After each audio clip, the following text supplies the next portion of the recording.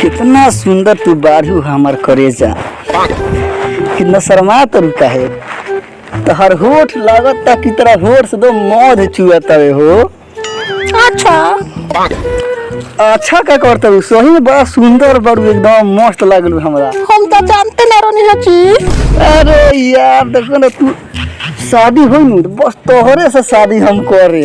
हम तो चाहत नहीं कि हम रउआ से शादी करी। तो यही बात है ना, चुमा थे तो ना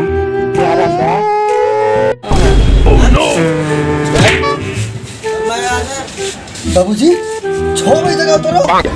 साला 12 बज गए, 4 बजे चुके कल से। साला 12 बज गए, 12 बज गए। हां जात नहीं सुनो मुंबई आवत है हम तो तार शादी करवाई ना 10 दिन में।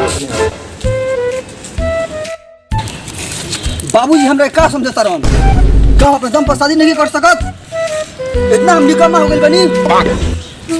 रुको उनको तो बता दे हम का चीज है।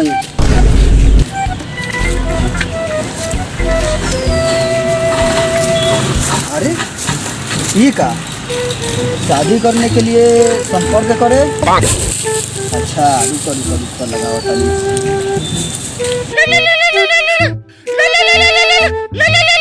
बाबू तो कोनो कस्टमर का फोन आ गया।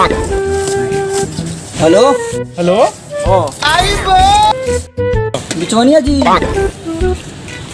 गली नंबर 420 खोपचा में आ जाई। कल हमार शादी करे के बाबे, काले करे के बाद काले करे के बा।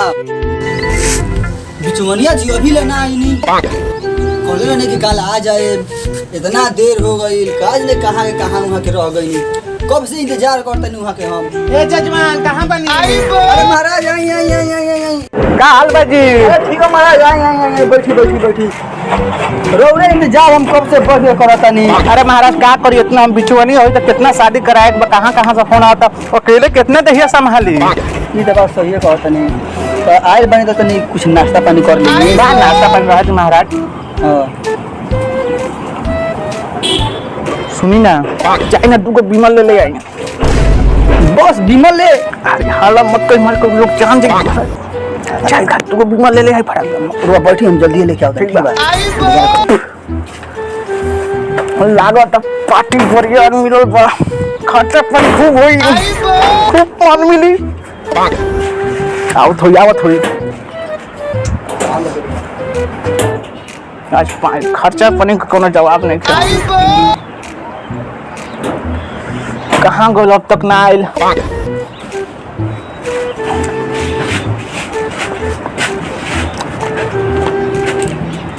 हाँ महाराज आ गए। लुका के दी महाराज, कोनो देख ले तो इज्जत जाए के बिचौलिया बीमल खाता। और सब बताइए, एक काम करिए तो अपना बाबूजी को बुलाइए। बाबूजी मन बाबूजी ने तबे शादी होगी। अरे महाराज मान के चलिए, केहू के गार्जियन के जरूरत पड़ेला शादी खातिर। हाँ बाबूजी ने कहा गए बा 10 दिन खातिर बॉम्बे, कहला कि हम जाते नहीं बॉम्बे, तब तक शादी कर ले हमारे से पहले। अच्छा चलिए कोनो बात नहीं थे, निमन बात कहनी हम। बताइए कितना पढ़ल लिखल बनी? पढ़ाई लिखाई हम तो आंगनबाड़ी में गए रहनी पढ़े खातिर। गोरा बिछा के पढ़े बैठ रहनी, स्लेटिया पर लिखत रहनी। इतना तो याद आवत, पढ़ले बानी हम। अच्छा तो कोनो बात नहीं। पापा कहाँ तक पढ़ल? मैं महाराज पापा के क्या बात कर, पापा तो हमारे बेटी के मुंह नखन देखे कि कोई मुंह खेला। अरे हम तो उतना पढ़ नहीं बहुत बा। नाम रोशन तुम ही करबा अपना बाप के, हमरा मालूम बा। जो लड़की के बारे में बताओ तनी। हाँ जी, लड़की इतना कंटाप बिया कि हम का कहीं। ऊपर से तो इतना सुंदर, नीचे से बहुत अच्छा बिया, संस्कारी लड़की बिया। कोई को शादी तो हम अपने चलते कटवा देनी। मोरवा गलत ना सोचे, मतलब लड़का खराब रहे अपना खातिर नाम तो जब बूढ़ पुरानी का। ये काम करी बोली ठीक बा, लड़की के सकल राउत सकल मिलई नहीं हम राम और सीता खानी बा, कोनो खोट नहीं थे। घर में जाई न तो खोट पूरा जोर कर दे, ठीक बा। अच्छा हम अभी बिमल खनी हम गनी आ गई, ठीक बा, तो हमें आराम चाहिए। तो आराम कोई इतना लंबा खटिया बिछाल बा काहे का सुता तनी आधा घंटा तू बाबा तनी तनी पंखा छे है गमछी से तनी हाँक दो अरे काहे ना महाराज हां बैठी लेकर पंखा ले गमछी लगा दे रुक हाँ आई आई महाराज आई अरे बाबू हो बड़ा गर्मी बा महाराज का कर लिया साला इतना कागज ना फाटेला उतना का फटल जी अरे महाराज ऐसा उनसे मत पूछ भूत पुनः से का पूछता नहीं हाँ कि बिना हाथी गर्मी होता है महाराज सूझ जाए तो चल जाए रुआ ठीक बा आधा घंटा बता दे लेकिन ध्यान दे हमरा पर ठीक अरे हाथ लावा तार कहनी है ना कि सर पर जब हाथ धोते हम तार हो गए दे दिमाला लोग तवे मैं कर ली गिर उड़ जाई कहीं नजर बाबू तेज बाजी कोनो बात नहीं चली बैठा दे मतलब ठीक है आराम करी रहा गर्मी बहुत बावे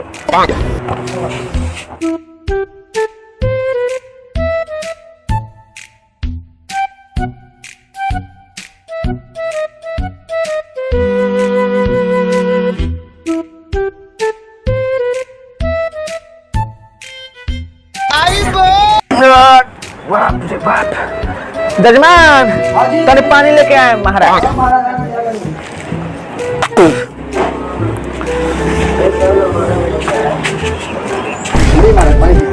गिलास नहीं है का महाराज महाराज पीन आप कहाँ खो जाइए बैठी कोनो बात नहीं है बिस्लरी हो हाँ बिस्लेरी हो पूरा एकदम मस्त बिस्लेरी मैं तो कहत नहीं एक जगह करें तो चेहरा का पानी सर पिया दिला लो महाराज अरे विश्वास रे बाजी चली कोनो बात नहीं है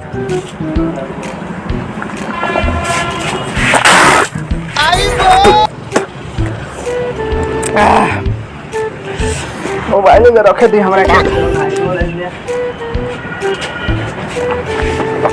महाराज तो लड़किया के नाम ना बताइए का नाम हो के नाम है जूली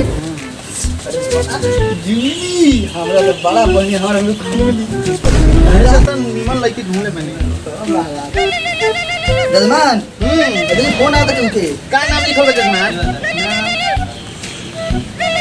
जूली जान